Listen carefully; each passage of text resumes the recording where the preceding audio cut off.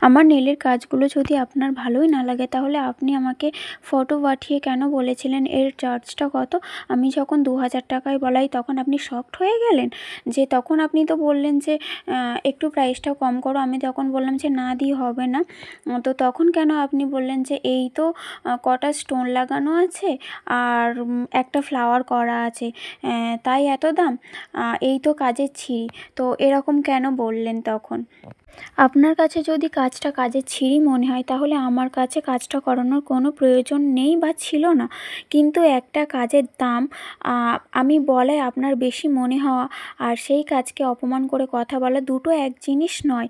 একটা সুন্দর nail shade তৈরি করতে শুধু কিছু রং লাগিয়ে দিলেই কাজ শেষ হয়ে যায় না। এর পেছনে আমার সময়, পরিশ্রম, ডিজাইন করার ক্রিয়েটিভিটি, প্রোডাক্টের খরচ এবং বছরের পর বছর শেখার অভিজ্ঞতা রয়েছে। ২,০০০ টাকা আমি কোনো আন্দাজে বলিনি। আমার কাজের মান এবং সময় অনুযায়ী চার্জ করেছি। আমার বাজেটের সঙ্গে না মিললে আপনি অবশ্যই অন্য জায়গায় কম দামে করাতে পারেন। এটা আপনার সম্পূর্ণ সিদ্ধান্ত। কিন্তু কম দামে কাজ না করার কারণে একজন শিল্পীর পরিশ্রমকে কাজের ছিঁড়ি বলে অপমান করা মোটেও গ্রহণযোগ্য নয়। আর হ্যাঁ, সবাই যে সব কাজের মূল্য বুঝবে এমন নয়, সেটা আমি মেনেও নিচ্ছি। কিন্তু তাই বলে নিজের কাজের মূল্য কমিয়ে দিয়ে কারও মন রাখার ইচ্ছে আমার নেই। আর হ্যাঁ, আপনি যদি সম্মান দিয়ে কথা বলেন আমিও সম্মান দিয়ে উত্তর দেব এরপর থেকে।